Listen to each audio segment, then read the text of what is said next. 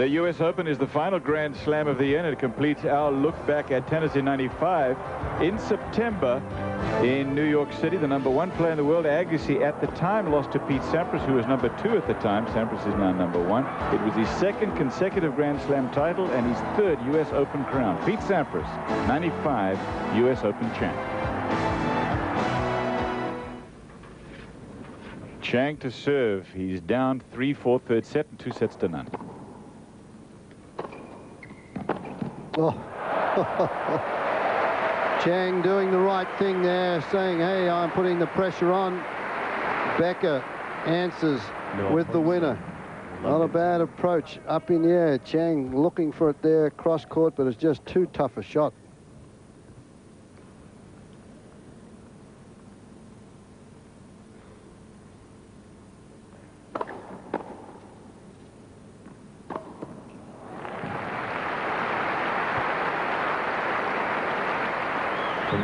By the 15 off. Preparation, concentration, jumps up in the air, breathes out, smacks it for a winner.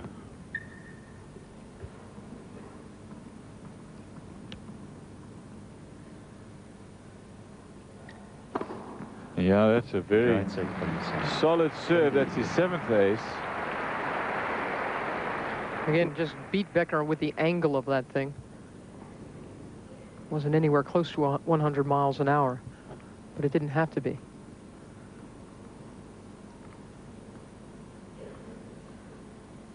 (30-15). It's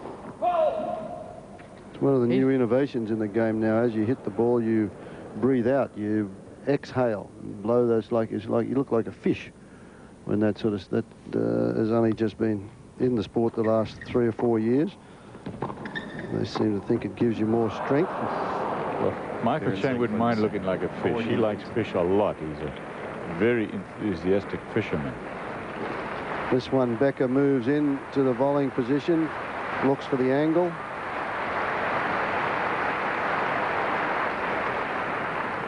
Just too far back to try to make that good a volley. Game point. Oh, yeah. Chang.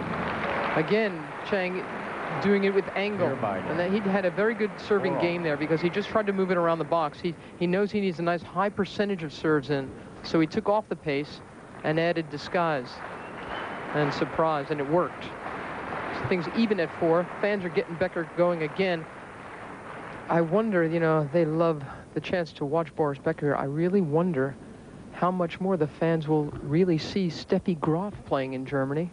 They're holding her father here in prison since August 2nd.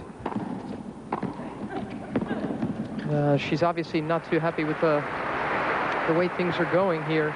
The German press have been just clobbering Becky, Steffi, and her whole family. And she's had only one very brief meeting with her dad since he's been incarcerated.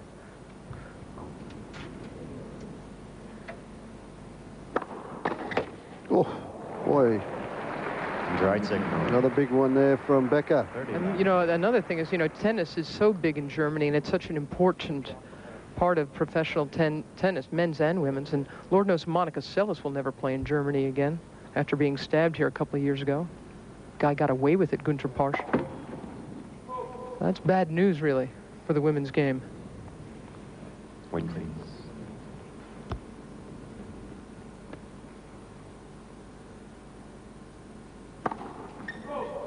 I have no sympathy for Steffi's father and what he apparently did, because obviously nothing has been proven yet in court, and I guess we'll have to wait and let him get his day in court. What amazes me is that why didn't they just do what everybody else does and move to Monte Carlo all those years ago, and then they wouldn't have been subjected to the German taxes that apparently they evaded. Well, an opportunity here now for 30 all. Chang. He's got it back to 30 all. He's been close in Becker's last 2 service games.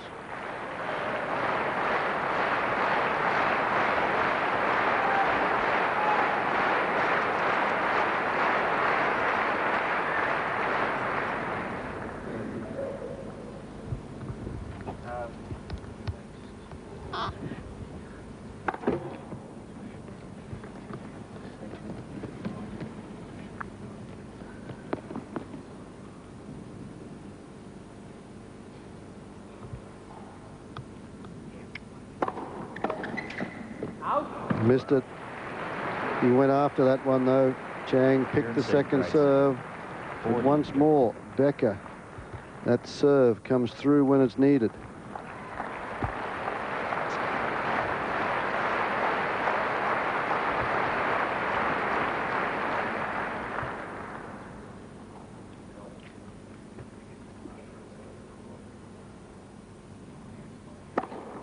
Spiel, Becker. Becker holds on. He has only lost his serve once today. Becker here. Becker leads 5 games to 4. It has been a good day for Boris Becker so far. He won the first set. He was down 5-2. And then he made his move and he won that in a tiebreak. Then he won the second set without losing a game. Now there have not been any breaks in the third set yet. Chang to serve. He's trailing 4-5. Done.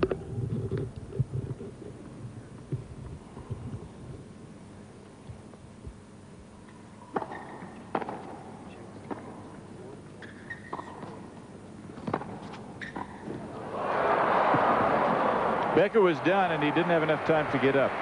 And now he's looking to see whether he's left any sweat on the court that needs to be dried out, and he's going to do that apparently. Yeah, he's done this on a few occasions. That's the old vintage Boris Becker. It's a lot easier on grass. He knew that he couldn't get up. He would have had to dive again if he was to make this. Watch. And there he slides there, so the perspiration gets on the court, and they'll dry that off just in case he moves there. There's another great look at it. The slow-mo reaches out there, makes the shot. Can't get any pace on the shot, and that allows Chang to track it down. In all the years we watched him do that at Wimbledon, it worked great. Obviously, it was a softer landing for him, and also a volley like that just dies on the grass, and a lot of times you get winners like that. Chang can chase it on this surface. Gives him great traction. Boy, he just held that well, didn't he? And he could then see that Chang was going to cover the forehand down the line. He just hooked it cross court. Look. Preparation again. Look at that. And you come back and you see through that slow-mo the roll of the wrist as he flicks that one over the low part of the net. 15 all.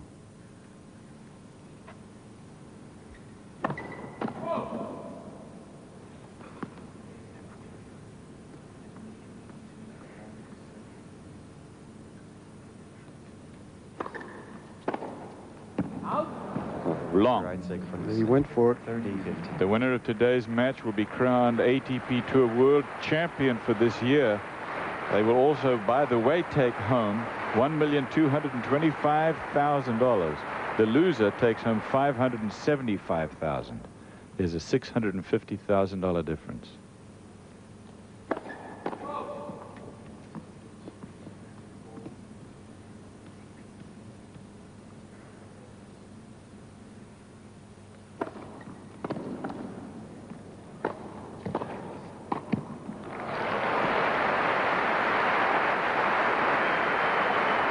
Good point all round. Good serve. Becker anticipated the shot, but Chang did well on the volley. There's the Chang family, Joe and Betty Chang.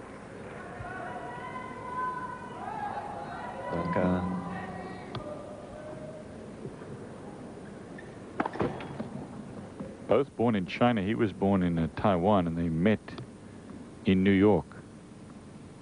Michael was born in Hoboken. Hoboken, New Jersey. New Jersey, right. And the son